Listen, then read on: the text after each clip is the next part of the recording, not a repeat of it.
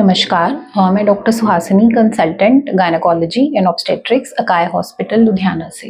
तो आज हम जो टॉपिक डिस्कस करेंगे कि नॉर्मल डिलीवरी के चांसेस इंक्रीज किए जा सकते हैं। तो सबसे पहली बात, इसकी गारंटी तो कोई भी डॉक्टर नहीं ले सकते, बट येस अपनी तरफ से हम पूरा ट्राई कर सकते हैं एज पेशेंट भी कि ज़्यादा से ज़्यादा कोशिश करें कि आप नॉर्मल डिलीवरी अचीव कर पाएँ। तो उसमें सबसे पहला टिप अपना डाइट। तो अपना डाइट जो है बिल्कुल बैलेंस्ड रखना है, हेल्दी वे में खाना है। बहुत एक्सेसिव अगर आप शुगर या फैट कंजप्शन करेंगे, आप बहुत फ्राइड फूड खाएंगे, तो आपका बहुत ज़्यादा वेट गेन हो सकता है, और जितना वेट गेन ज़्यादा होगा उतनी कॉम्प्लिकेशंस का चांस बढ़ सकता है एंड नॉर्मल डिलीवरी का चांसेस कम होते जाते हैं। तो बिल्कुल बैलेंस डाइट रखना है। डाइट में fresh fruits, seasonal fruits, green vegetables, fibre भी होना चाहिए।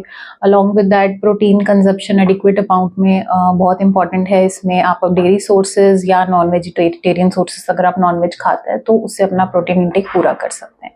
Then second important advice is regular physical activity.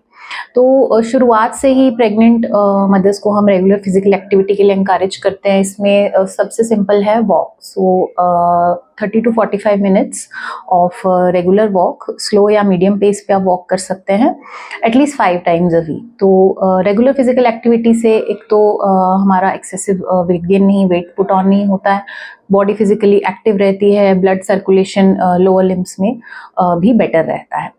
तो रेगुलर फिजिकल एक्टिविटी। देन कुछ स्पेशल एक्सरसाइजेस भी हम सेकेंड या थर्ड ट्राइमेस्टर से एडवाइस करते हैं अकॉर्डिंग टू योर कंडीशन। तो जिसमें स्क्वाट्स, बॉडी वेट स्क्वाट्स हो सकते हैं depending on your stamina and capacity.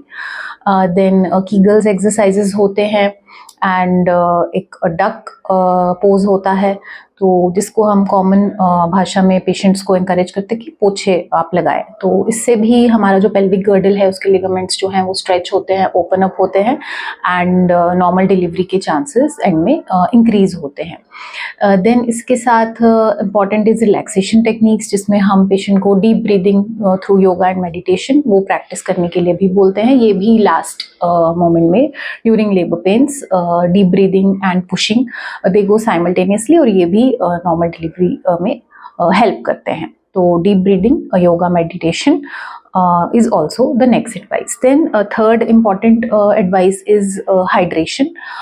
At least 2 to 3 liters of fluid you have to take. And lastly is sleep. At least 8 hours of sleep, 8 घंटे सोना है रात में, and 1 hour of sleep during daytime sleep or rest. So these are my advices for successful normal vaginal delivery. All the best. For any personal advice or consultation, so you can contact me at Akai Hospital between 2 to 5:30. Details are given in the link. Thank you.